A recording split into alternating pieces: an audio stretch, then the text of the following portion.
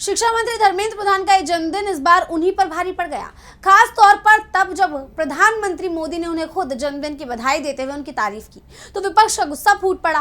कांग्रेस ने शिक्षा मंत्री को तो घेरा ही, साथ ही पीएम मोदी पर भी जमकर हमला बोल दिया।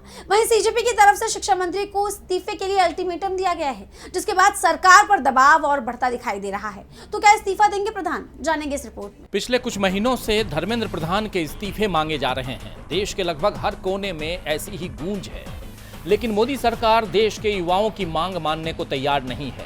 ऐसे में पहले ही जनता के बीच सरकार के खिलाफ नाराजगी देखी जा रही है और अब शिक्षा मंत्री धर्मेंद्र प्रधान के जन्मदिन के मौके पर जब पीएम मोदी ने उनकी तारीफ की तो कांग्रेस भड़क गई। पार्टी ने देश के युवाओं के प्रति सरकार की संवेदनशीलता को उजागर करते हुए पीएम मोदी को घेरा है। दरअसल पीएम मोदी ने शिक्षा मंत्री को जन्मदिन की बधाई देते हुए एक्स पर पोस्ट किया। केंद्रीय मंत्री श्री धर्मेंद्र प्रधान जी को जन्मदिन की बधाई। वे राष्ट्रीय शिक्षा नीति को लागू करने की दिशा में सराहनीय प्रयास कर रहे हैं, जिसका उद्देश्य भारत को ज्ञान, शिक्षा और नवाचार का केंद्र बनाना है। उनके लंबे और स्वस्थ जीवन की कामना करता हूं। इधर देश भर के छात्र इतने दिनों से प्रधान का इस्तीफा मांग रहे हैं, लेकिन पीएम मोदी की तरफ से नाराज छात्रों को इस बात का भरोसा नहीं दिलाया गया कि सरकार उनके हकों की रक्षा करेगी। और अब जिस तरह वो प्रधान के फैसलों की बड़ाई कर रहे हैं, उस पर वो खुद बुरी तरह घिर गए हैं।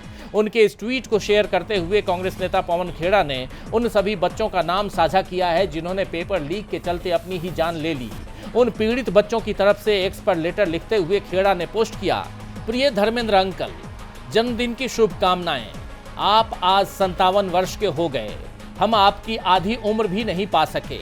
तुम्हारा दिवंगत ऋतिक मिश्रा, स्वर्गीय अंशिका पांडे, दिवंगत भाग्यश्री, स्वर्गीय उमेश माली, दिवंगत रिया थापा, स्वर्गीय अनुकीर्तन, दिवंगत रीमा बेगम, दिवंगत सिद्धार्थ हेगड़े, स्वर्गीय प्रदीप मेघवाल, स्वर्गीय शिवानी यादव, स्वर्गीय रेणु मीना, दिवंगत आकांक्षा, स्वर्गीय काहन पटेल, दिवंगत मैथिली सोनवणे।